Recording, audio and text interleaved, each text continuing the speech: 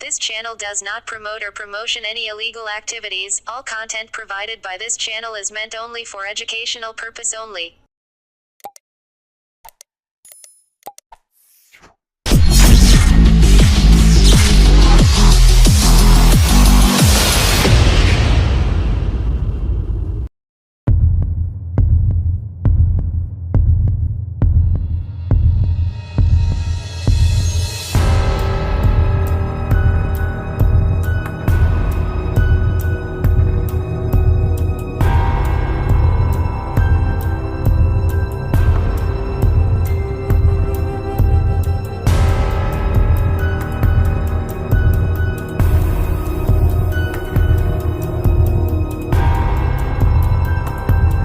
কলকাতা আর.জি. কর মেডিকেল কলেজের নিন্দনীয় ঘটনায় রাজ্যসহ জেলা জুড়ে তোলপাড়। বিভিন্ন মহলে দাবি দোষীদের আড়াল করার চেষ্টা হলে আন্দোলন চলবে। জুনিয়র চিকিৎসক মহলের দাবি এই নিন্দনীয় ঘটনার দ্রুততার সঙ্গে সকল অপরাধীদের গ্রেফতার করতে হবে। চুঁচুড়া ইমামবাড়া হাসপাতালে ওপিডিতে কাজ করছেন না জুনিয়র চিকিৎসকরা। সিনিয়ররা চিকিৎসকরা পরিষেবা চালু রাখলেও আজ বেলা 11টা থেকে 12টা পর্যন্ত পেন ডাউন করেন হাসপাতালের সব কর্তব্যরত চিকিৎসকরা। তাতে যোগ দেন নার্স ও স্বাস্থ্যকর্মীরা। আজও কালো ব্যাচ পরে আর.জি. কর হাসপাতালের চিকিৎসকের নৃশংস হত্যার বিরুদ্ধে সরব চিকিৎসকরা। হাতে পোস্টার নিয়ে স্লোগান ওঠে উই ওয়ান্ট জাস্টিস। হাসপাতালের চিকিৎসক পার্থ ত্রিপাঠী বলেন, এমন অপরাধের প্রতিবাদ না হলে মানুষ হিসাবে আমাদের লজ্জা। রাজ্যের প্রশাসন একজনকে গ্রেফতার করেছে, কিন্তু আমাদের ধারণা আরও কেউ জড়িত। তাদের আড়াল করার চেষ্টা হচ্ছে। আজ পেন ডাউন হয়েছে, আগামী দিনে আরও বড় পদক্ষেপ নিতে হবে। জুনিয়র চিকিৎসক দীপান্বিতা দাস বলেন, যে সংস্থাই তদন্ত করুক, আমরা বিচার চাই। যত দেরি হবে তথ্য প্রমাণ নষ্ট হবে। আমরা দ্রুততার সঙ্গে দোষীদের অবিলম্বে গ্রেপ্তার সহ কঠোর শাস্তি দাবি জানাই।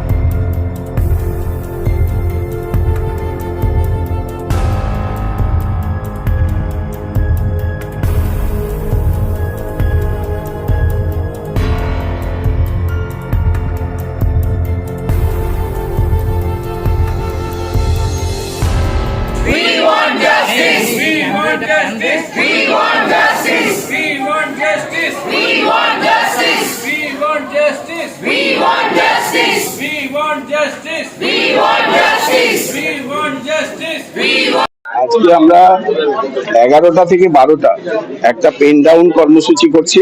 এই সময়ে আমরা আউটডোরে কোনো পেশেন্ট দেখছি না, আর তার সাথে সাথে ইনডোরেও যে সমস্ত পেশেন্ট খুব সিভিয়ারলি অসুস্থ হচ্ছে, খুব অ্যাকিউটলি অসুস্থ হচ্ছে, তাদেরকে দেখছি। কিন্তু যারা অ্যাকিউটলি অসুস্থ নয়, অর্থাৎ রাউন্ডের কাজ ইত্যাদি, এগুলো করছি না। 11টা থেকে 12টা এই কর্মসূচিটা রয়েছে। এই সময় আমরা একটা প্রতিবাদ সভা আয়োজন করেছি। সেখানে আমরা সমস্ত স্তরের কর্মচারীদেরকে ডেকেছি এবং আমরা সাধারণভাবে সাধারণ মানুষ যারা হাসপাতালে এসছেন তাদের কাছেও আমাদের বক্তব্য তুলে ধরার চেষ্টা করছি। হ্যাঁ, আমরা এরপরে কি ধরনের কাজ করব সেটা এরপরে কিভাবে ঘটনা এগিয়ে চলে তার উপর নির্ভর করবে, এবং আমাদের যে সেন্ট্রাল অর্গানাইজেশন আছে তারাও যেভাবে আমাদেরকে বার্তা দেবে সেই মতো আমরা করব। তবে আমরা এটুকু বলতে পারি যে কোনো ধরনের প্রতিবাদ থেকে আমরা পিছিয়ে আসতে চাইছি না, এবং হয়তো পরবর্তীকালে আমরা টোটাল স্টপ করার জন্য, মানে ইনক্লুডিং ইনডোর এমার্জেন্সি সার্ভিস, সেটার কথাও ভাবতে হতে পারে। আবার কাজে নামবো, কিন্তু 19 কি এখানে হবে 12টার পরে? না, যেখানে হচ্ছে সেখানেই হবে, ইউজুয়াল আউটডোর। এই 1 ঘন্টা কোনো বিরতি কি রোজই চলবে? এটা ওই না, এটা তো সেরকম ভাবে আমাদের কাছে এখনো আসেনি ইনস্ট্রাকশন, তবে এর থেকেও বড় কিছুও হতে পারে, হয়তো পুরো আউটডোরই বন্ধ হতে পারে। গোটা রাজ্য জুড়ে হচ্ছে। আগামীকাল হবে না, কারণ ওটাতে একটা নোটিশ দেওয়ার ব্যাপার থাকে, হয়তো 16 তারিখ হতে পারে।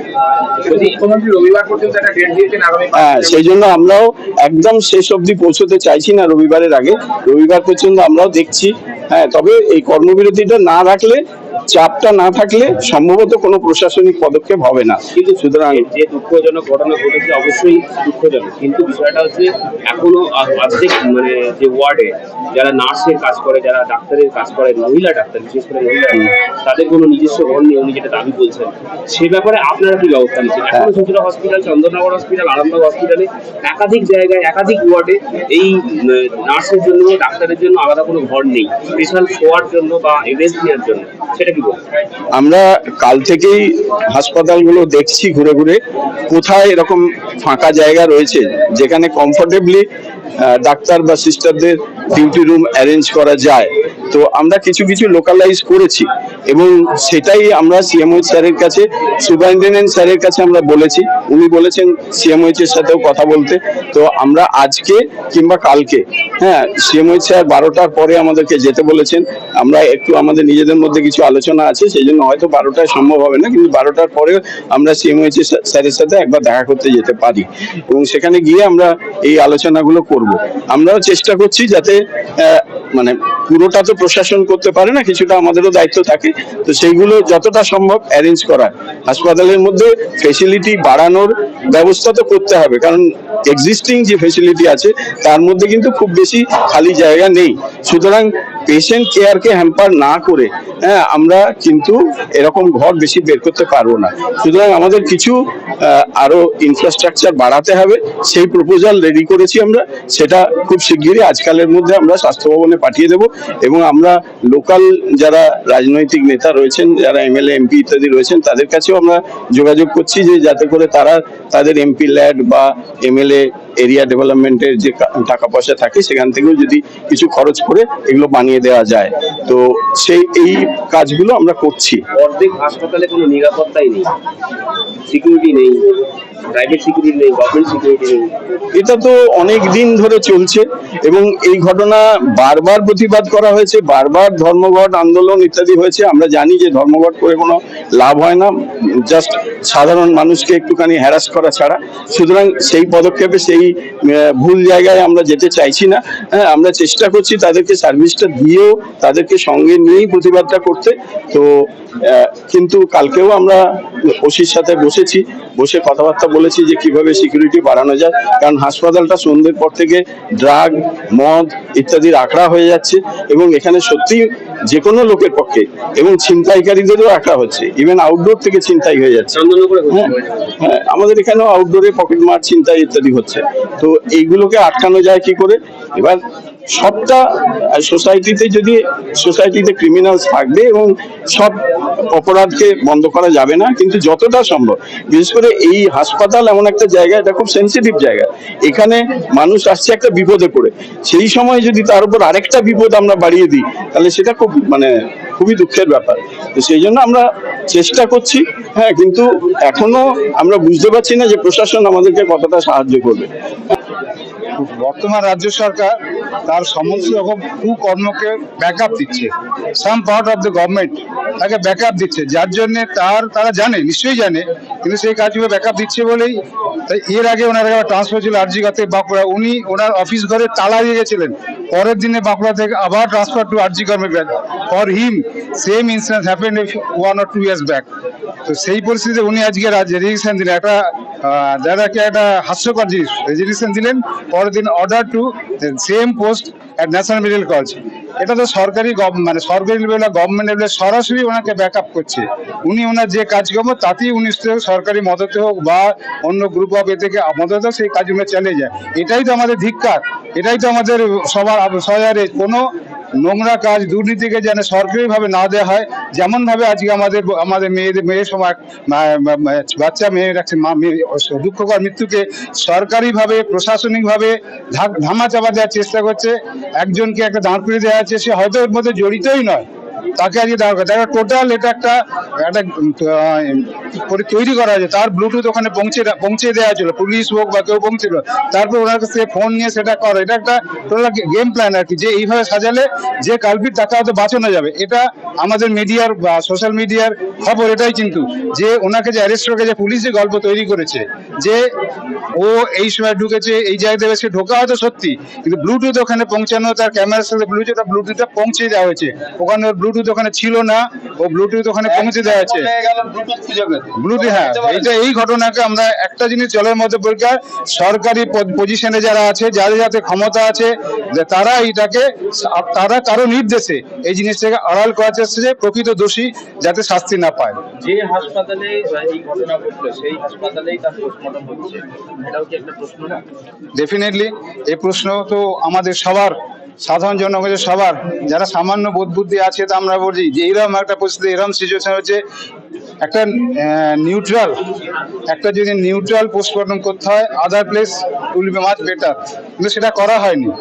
প্রথম ঘটনা এটাই, ওনাকে এইভাবে টর্চার করে মানা হলো, সে ঘটনা প্রজেকশন হলো থ্রু হায়ার অফিসার পুলিশ যে আত্মহত্যা করেছে। সঙ্গে সঙ্গে তার বাড়িতে মা বাবাকে ইনফর্ম করে দেওয়া হলো।